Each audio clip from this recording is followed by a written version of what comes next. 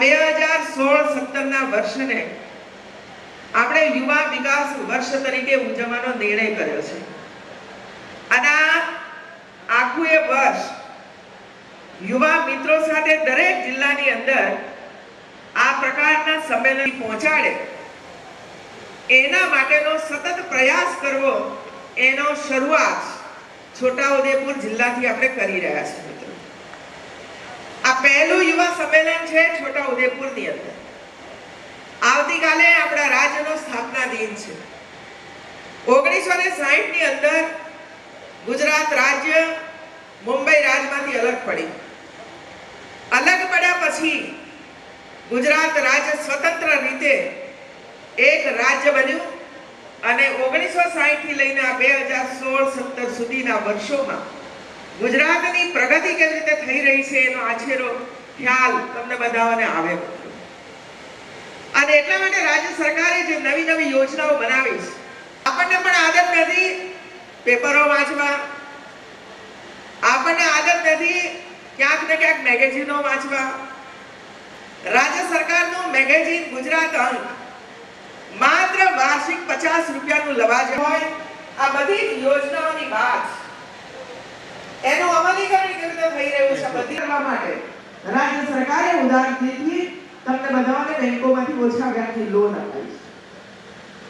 માત્ર 12% માંથી 60% લોન એ રાજ્ય સરકાર આપે લોનનો વ્યાજ અને બાકીના 5% વ્યાજ એ રાજ્ય સરકાર તમારા વતીથી સીધું ભરી દે. એ પ્રકારની આ બધી યોજનાઓ છે અને ઘર આંગણે બેંકોને બોલાવીને તમને બધાને એકઠા કરીને આ બધું આપવા માટેનો નમ્ર પ્રયાસ આપણી સરકાર કરી રહી છે. હું અધિકારીશ્રીઓને પણ અભિનંદન આપું છું કે આટલા ટૂંકા ગાળાની અંદર કેટલા યુવાનોને અહીં જોબ આપવાનું કામ કર્યું છે.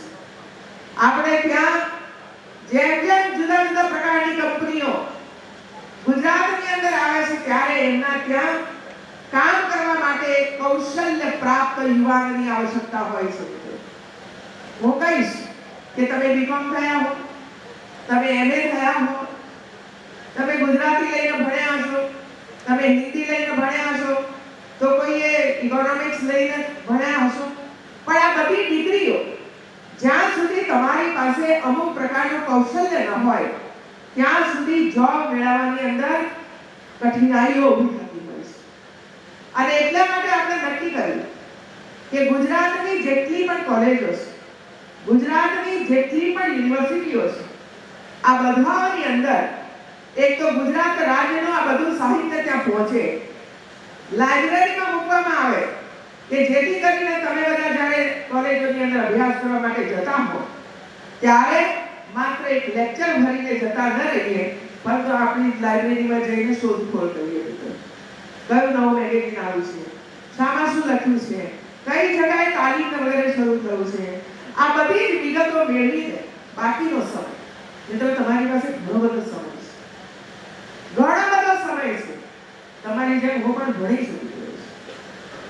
સવારે 8 વાગે કે 7 વાગે કોલેજ શરૂ થતી હોય, 3-4 લેક્ચર 11 વાગે પૂરા થાય કે બહુ 12 વાગે પૂરા થતા હશે અને ત્યાર પછીનો રાતનો સમય રાતના 8 વાગે 7 વાગે 6 વાગ્યા સુધીનો સમય તમારી પાસે હાજર થયો છે.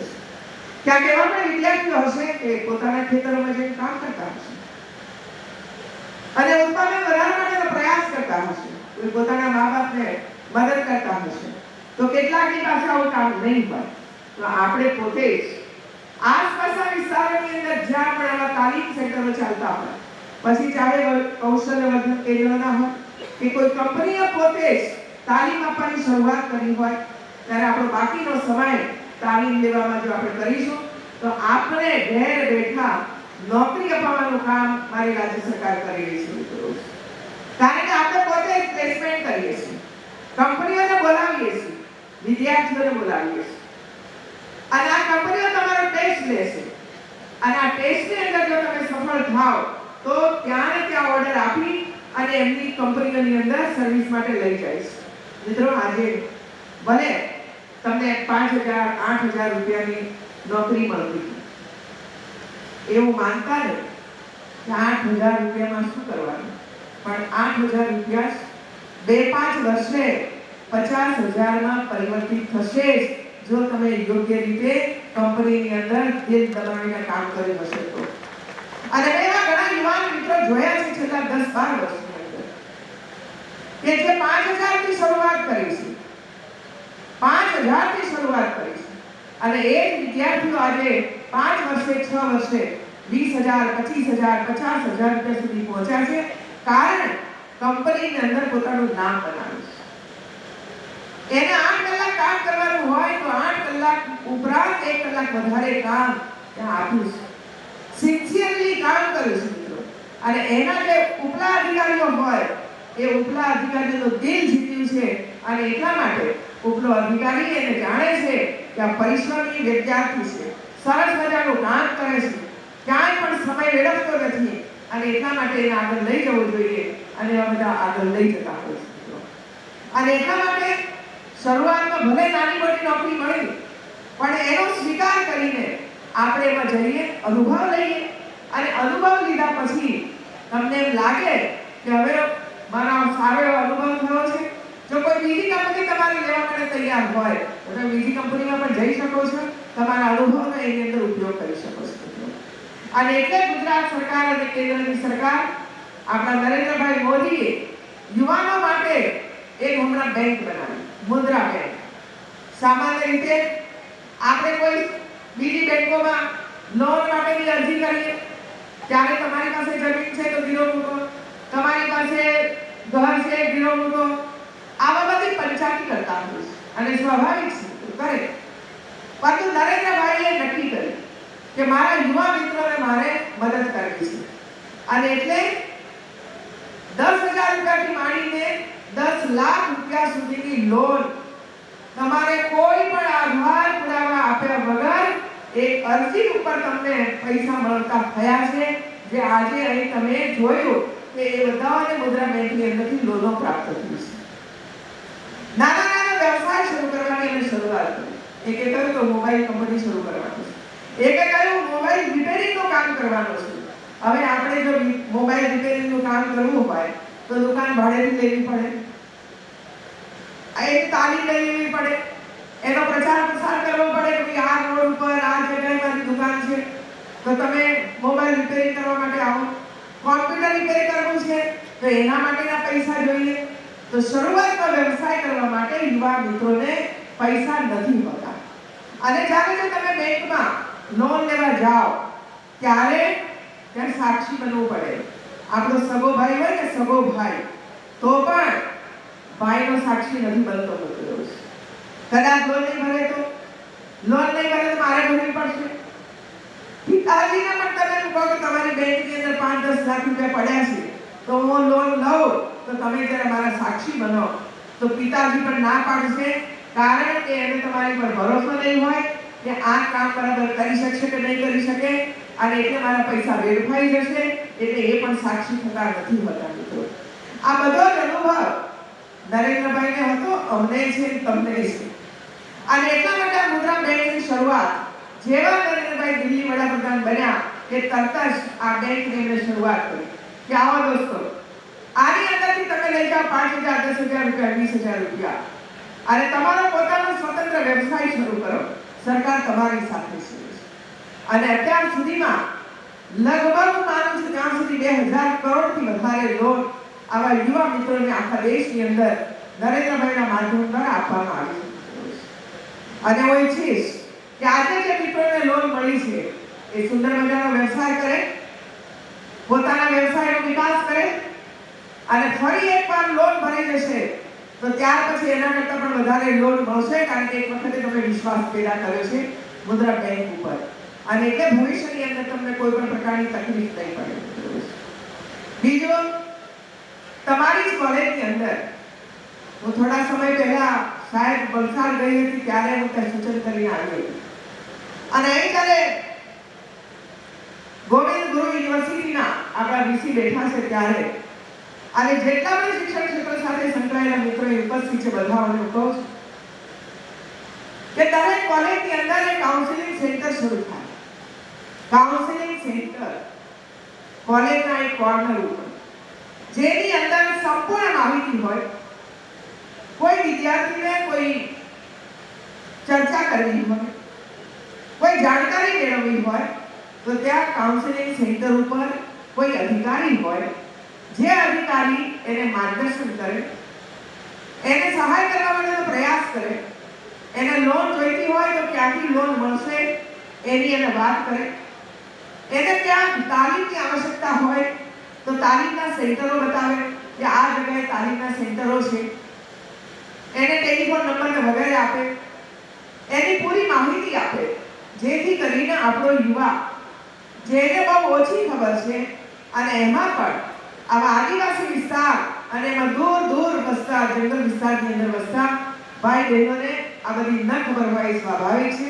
અને એટલા માટે દરેક કોલેજની અંદર એક આવું સેન્ટર હોય કે જે સેન્ટરના માધ્યમ દ્વારા તમને આ બધી માહિતીઓ પ્રાપ્ત થતી રહે. એક બાજુ તમે અભ્યાસ કરતા રહો, બીજી બાજુ તમે ટ્રેનિંગ સેન્ટરની અંદર જઈને ટ્રેનિંગ લો, તમારો અભ્યાસ પણ પૂરો થાય, એની સાથે સાથે તમને જોબ પણ મળે. જોબ ન મળે તો તમારું પોતાનું નાનું સેન્ટર શરૂ કરો અને ભવિષ્યની અંદર એક મોટું કામ તમે કરી શકો છો.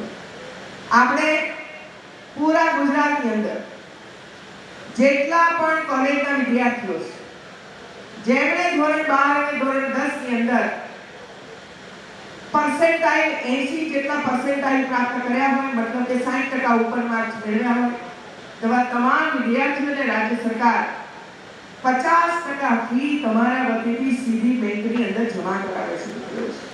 અને ગયા વર્ષે શરૂ કર્યું, કેટલા વિદ્યાર્થીઓને આપણે સહાય કરી એ વસુબેને તમારી સમક્ષ આંકડા મૂક્યા છે.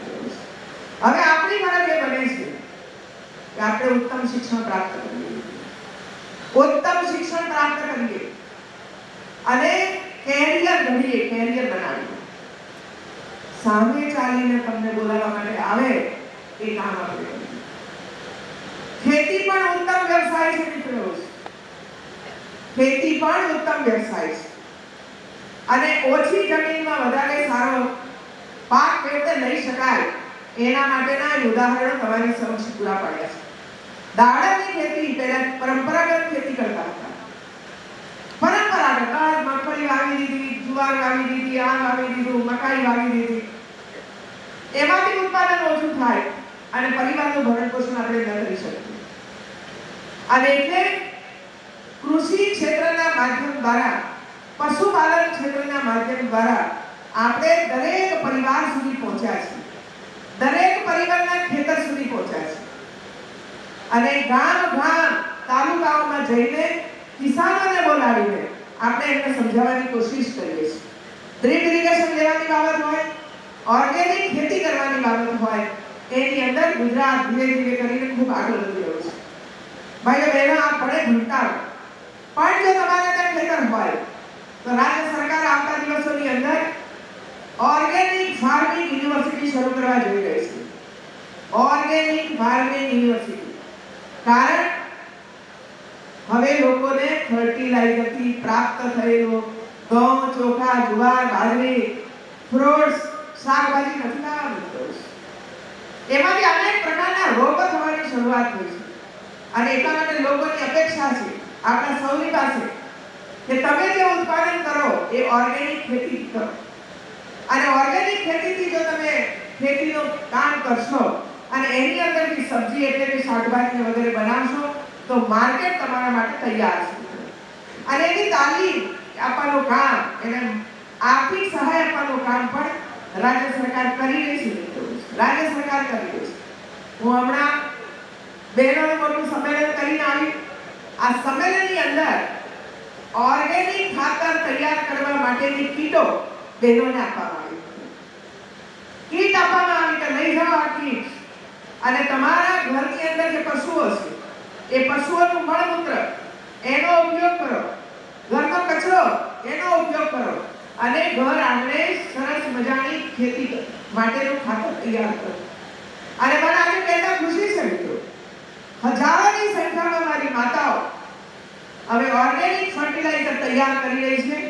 અને એક બહેને પોતાના વક્તવ્યની અંદર કહ્યું કે વર્ષે 80,000 રૂપિયાનું ઓર્ગેનિક ખાતર બજારમાં વેચવાનું કામ આ બેન કરે છે, જેની પાસે 1 વીઘો જમીન છે મિત્રો. માત્ર 1 વીઘો જમીન, અને 1 વીઘા જમીનની અંદરથી 80,000 રૂપિયાનું ઓર્ગેનિક ખાતર તૈયાર કરે છે, વર્મી કમ્પોસ્ટ તૈયાર કરે છે, અને બીજી બાજુએ એને જે બીજું ખેતરની અંદર કામ કર્યું એના 2.5 લાખ રૂપિયા એ કમાયા, જેની અંદરથી 50,000 રૂપિયાની પણ આવક નહોતી થતી. એ જ 1 વીઘા ખેતરની અંદરથી લગભગ 2.5 લાખથી વધારે રૂપિયાની કમાણી એ વર્ષે કરવાની એને શરૂઆત કરી હતી. આ ચેન્જ છે. આનું નામ ચેન્જ. માનસિકતા બદલવી પડે મિત્રો. પરંપરાગત ખેતી માંથી બહાર નીકળવું પડશે. પાણીનો ઓછામાં ઓછો ઉપયોગ, ફર્ટિલાઇઝરનો કોઈ ઉપયોગ નહીં, વર્મી કમ્પોસ્ટનો ઉપયોગ, તમારા પશુઓનું મળ મૂત્ર એનો ઉપયોગ કરીને ઉત્તમ ખાતર પેદા કરી અને આપણે બજારની અંદર ઓર્ગેનિક ખાતરમાંથી બનાવેલી સબ્જી ને ફળ ફળાદી ને ઘઉં ને બાજરી બધું જ બજારમાં આવે અને તમને 2 ગણા ભાવ પ્રાપ્ત થાય એ પ્રકારનો આખો કામ આપણે કરીશું. અહીં આપણે બધાને સામે આવીને એક ખેડૂતભાઈ બોલી ગયા, સાંભળી તમે બધાએ. દાડમ પરંપરાગત ખેતીમાંથી બહાર આવ્યો અને દાડમની ખેતી શરૂઆત કરી.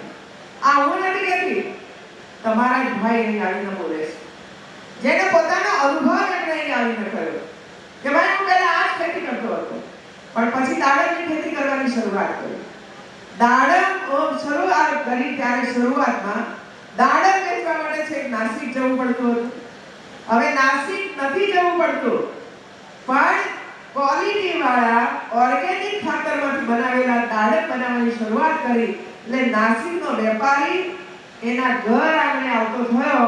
મતલબ કે હવે આપણો ખેડૂત કે બહાર જવાની જરૂર નથી, એને ઘર આંગણે વેપારીઓ આવીને લઈ જાય છે. અને હવે તો કેટલી જગ્યાએ એડવાન્સમાં પૈસા બુકિંગ કરાવે છે, એડવાન્સમાં લાખ 2 લાખ રૂપિયા આપી દે છે અને એમ કહે છે કે તારા ખેતરની અંદર જે પાકે તે એ બધું જ હું ખરીદી લઈશ અને ખેડૂતને સહિયારો આપે છે. આ સ્થિતિ આપણે કૃષિની અંદર પહોંચ્યા છીએ એનું કારણ એ છે કે આપણા નરેન્દ્રભાઈ મોદીએ કૃષિ યાત્રા શરૂ કરી. આપણે બે વર્ષથી રવિ કૃષિ મેળાઓ શરૂઆત કરી અને એને કારણે આજે સમગ્ર રાજ્યની અંદર આ પરિવર્તન આવ્યું છે. ખર્ચ ઓછો. પહેલા ખેડૂતો એવું કહેતા હતા કે શું કરીએ બે ખેતીમાં પોસાતું નથી, બીજ બિલ આપવું આવે, ખાતર આપવું આવે, ફલાણું આ થાય, મજૂરો મળે નહીં, વેચવા જઈએ તો માલનો ભાવ ઘટી જાય. આ બધી વાતો આપણી સમક્ષ આવતી હતી, વાતે સાચી મૂક્યો છે. પણ આજે એ સ્થિતિમાં બદલ આવે છે અને બદલ આ રીતે આવે છે કે હવે ખેડૂતો જે કંઈ ઉત્પાદન કરે છે તે લેવા માટે સ્વયં વેપારીઓ તમારા ઘર સુધી પહોંચ્યા છે, સ્વયં વેપારીઓ તમારા ખેતર સુધી પહોંચ્યા છે. એ જ આ કૃષિ રથયાત્રાના માધ્યમ દ્વારા કિસાનોને જે મદદરૂપ આપણે થયા છે એ આશા. બહેનો અહીં બેઠી છે. બહેનો, તમે જે સુંદર મજાનું કામ પશુપાલનની અંદર કરી રહ્યા છો એમાં આપણે પાછલા 2 વર્ષથી એ નક્કી કર્યું કે તમે 8-10 પશુઓ પાડો છો, 15 ગાયો પાડો છો, ક્યાંક તો 100 ગાયો છે. તો એ બધાને ધોવા માટે, દૂધ કાઢવા માટે મિલ્કિંગ મશીન આપવાની શરૂઆત આપણે કરી. બહેનોને લો, લઈ જાઓ મિલ્કિંગ મશીન અને તમારા એક સાથે 10 પશુઓને દોઈ લો. પછી પ્રશ્ન આવ્યો કે ગામમાં દૂધ તો એકઠું થાય છે પણ એ બગડી ન જાય એટલા માટે કોઈ વ્યવસ્થા ઊભી કરવી પડે. અને એટલે આપણે એ શરૂઆત કરી કે ભાઈ એમને દૂધ ભેગું કરવા માટેનો કોઈ સ્થાન નક્કી કરવું જોઈએ. અને એટલા માટે બલ્ક મિલ્ક કુલર આપવાની શરૂઆત કરી કે એની અંદર તમે નાખો એક પ્રકારનું કુકર, એની અંદર તમે દૂધ ભેગું કરો. જ્યારે ડેરીમાંથી માણસ આવશે ત્યારે દૂધ લઈ જશે તો કેટલા બહેનોને આપણે બલ્ક મિલ્ક કુલર આપવાની શરૂઆત કરી. ત્યાર પછી બહેનોને મળતા જઈએ તો બહેનો મને કહેતા હોય કે બેન આ બધું તમે કર્યું પણ અમારે ભેગા થઈને બેસીને ડિસ્કશન કરવું હોય, ચર્ચા કરવી હોય તો ક્યાં કરવું? અમારા તો ઘરો નાના છે. ત્યારે મેં વિચાર કર્યો કે ચાલો તમને 300 ચોરસ મીટરનો પ્લોટ આપીએ, 1 રૂપિયામાં પ્લોટ આપીએ. મિત્રો આજે જમીનની કિંમત કેટલી ઊંચી છે તમે બધા જાણી શકો છો. અને એટલે 300 ચોરસ મીટરનો પ્લોટ આપવાની આપણે શરૂઆત કરી. હવે એના ઉપર મકાન ક્યાંથી કરવાનું? એક બેન તો પૈસા કાઢે નહીં, બધાએ ભેગા મળીને સમૂહમાં કામ કરવાનું છે. તો આપણે 5 લાખ રૂપિયા બહેનોને મંડળીઓને આપવાની શરૂઆત કરી કે લો 5 લાખ રૂપિયા લઈ જાઓ, એમાંથી તમે સરસ મજાનું મકાન કરો અને એ મકાનની અંદર બેસીને તમારે જે કોઈ ચર્ચાઓ કરવી હોય, શિક્ષણની ચર્ચા કરવી હોય, બાળકના શિક્ષણની ચર્ચા કરવી હોય, બહેનોના રોગોની ચર્ચા કરવી હોય, અથવા તો કોઈ નાના મોટા પશુપાલન માટેના કોઈ પણ અધિકારી આવે તો એની સાથે બેસીને તમારે ચર્ચા કરવી છે, તો એ બધું જ તમે આ મકાનની અંદર બેસીને કરી શકો. આવી સુંદર મજાની વ્યવસ્થા આપણી બહેનોને આપણે કરીને આપી છે. આજે તો યુવા બહેનો પણ 25-30 વર્ષની યુવાન બહેનો પણ ભલે ઘણી ઘણી હોય તેમ છતાં એમને એમ લાગે છે કે આ મારો ખેતીનો વ્યવસાય મારા માટે ઉત્તમ છે, તો એ પણ હું કામ કરી શકું છું, બીજું નાનું મોટું કામ કરવા માટે પણ મારી તૈયારી છે.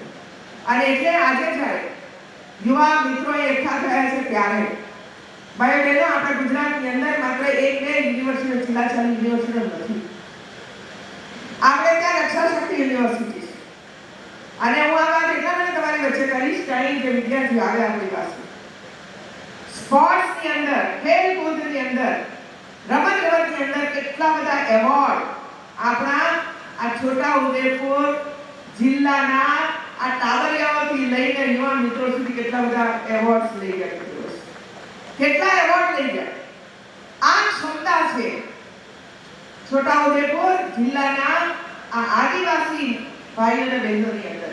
એ ક્ષમતાનો આપણે ઉપયોગ કરવો છે અને એટલા માટે રક્ષા શક્તિ યુનિવર્સિટી બનાવી ગાંધીનગરની અંદર છે, જેની અંદર તમે જાઓ 12મા ધોરણ પછી કે 10મા ધોરણ પછી ત્યાં તમે તાલીમ મેળવો 4-5 વર્ષ સુધી અને એમાંથી બહાર નીકળીને તમે પોલીસની અંદર ભરતી પામી શકો છો, તમે સેનામાં ભરતી પામી શકો છો, તમે કાંઈ ને કાંઈ નાનો પોતાનો વ્યવસાય ઊભો કરી શકો, સિક્યોરિટી વગેરેનો. તો આ રક્ષા શક્તિ યુનિવર્સિટી જેની અંદર વિદ્યાર્થીઓ ખાસ કરીને ટ્રાઇબલ વિદ્યાર્થીઓ, કારણ કે શરીરે સશક્ત હોય છે, મજબૂત બાંધાના છે, ભલે પતલા છે પણ મજબૂત બાંધાના છે અને એટલા માટે એ કામ કરી શકે એવા શક્તિશાળી છે અને એટલા માટે રક્ષા શક્તિ યુનિવર્સિટી તમારા માટે તૈયાર છે. આપ પણ એની અંદર જઈને અભ્યાસ કરાવી શકો છો. એ ઉપરાંત કાયદો અને વ્યવસ્થા, કેટલા ગુનાઓ થાય છે આખા દેશભરમાં અને વિશ્વભરની અંદર, જાત-જાતના ભારતના ગુનાઓ થાય છે અને ટેકનોલોજીનો ઉપયોગ કરીને ગુનાઓ થઈ રહ્યા છે. અત્યારની જે આપણી પાસે પોલીસ છે એ બધું શીખેલી નથી. ટેકનોલોજીના ગુનાઓ શોધવા એ એમના ગજાની બહાર છે અને એટલે નવા યુવાનોની ભરતી થવી જોઈએ અને એ યુવાનો એવા હોય કે જે ટેકનોલોજીમાં એક્સપર્ટ હોય છે અને એટલે ફોરેન્સિક સાયન્સ યુનિવર્સિટી શરૂઆત કરીશ. ફોરેન્સિક સાયન્સ યુનિવર્સિટી શરૂ કરીશ કે જેની અંદર ગુનાઓ શોધવા માટે ત્યાં ટેકનોલોજીનો ઉપયોગ થઈ રહ્યો છે અને એમાં ભણેલો ટેકનોલોજી ભણેલો ટેકનોક્રેટ એવા યુવાનોની એની અંદર ભરતી થઈ રહી છે કે જેથી કરીને એ પોતે જ ગુનેગારને શોધે, સાચા ગુનેગારને. કારણ કે સાચા ગુનેગારને શોધવો અતિશય મુશ્કેલ છે અને કોઈ વખતે જો ભૂલ કરી બેસીએ તો કોઈ નિર્દોષ વ્યક્તિને સજા મળી જાય અને એટલા માટે ટેકનોલોજીનો ઉપયોગ કરીને સાચો ગુનેગાર કોણ છે એ આના દ્વારા શોધી શકાય છે અને એવા દેશભરમાંથી અનેક આવા કેસીસ આપણા ગુજરાતની અંદર ફોરેન્સિક સાયન્સ યુનિવર્સિટીની અંદર આવે છે. આપણા આવા યુવાનોએ શોધે છે અને શોધ્યા પછી રિપોર્ટ કરે છે અને એ રિપોર્ટને સુપ્રીમ કોર્ટ હોય કે હાઈકોર્ટ હોય એને માન્ય કરે છે અને એના આધારે ચુકાદો આપવામાં આવે છે. તો આવું એક શ્રેષ્ઠ કામ પણ આપણા ગુજરાતની અંદર થઈ રહ્યું છે. હું આપ બધાને પણ વિનંતી કરું છું કે એની પણ ટેસ્ટ વગેરે થતી હોય છે, એ ટેસ્ટની અંદર ભાગ લેવો જોઈએ અને આગળ વધવું જોઈએ. એવી બીજી યુનિવર્સિટી કામ જેવી યુનિવર્સિટી તો જેમને કૃષિમાં રસ છે, જેમને પશુપાલનમાં રસ છે, પોતાનું સમગ્ર જીવન એની અંદર ખપાવવું છે, તો એવા વિદ્યાર્થીઓ માટે પણ કામધેનુ યુનિવર્સિટી તૈયાર થઈ છે. એની અંદર પણ અનેક વિદ્યાર્થીઓ આજે અભ્યાસ કરી રહ્યા છે. આપણા પશુપાલન વિભાગમાં કેટલા પ્રકારના રોગો થાય છે આપણા પશુઓને. આ પશુઓને થતા રોગોને દૂર કેવી રીતે કરવા એનું સંશોધન કરવું, એનું રિસર્ચ કરવું, એની દવાઓ બનાવવી, આ બધું કામ એની અંદર થઈ રહ્યું છે. અને એટલે આ બધી યુનિવર્સિટીઓની અંદર આપ જઈને તમારી શક્તિનો ઉપયોગ, તમારી આવડતનો ઉપયોગ, તમારા કૌશલ્યનો ઉપયોગ તમે યોગ્ય રીતે કરી શકો.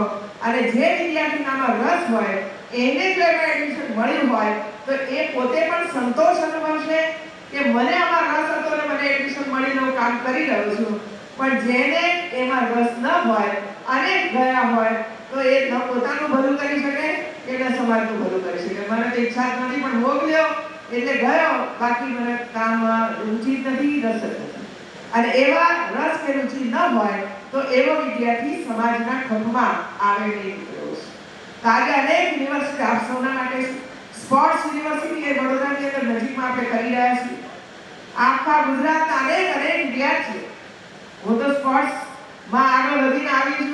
મને સ્પોર્ટ્સમાં એટલો જ રસ હતો હું જ્યારે અભ્યાસ કરતી હતી ત્યારે.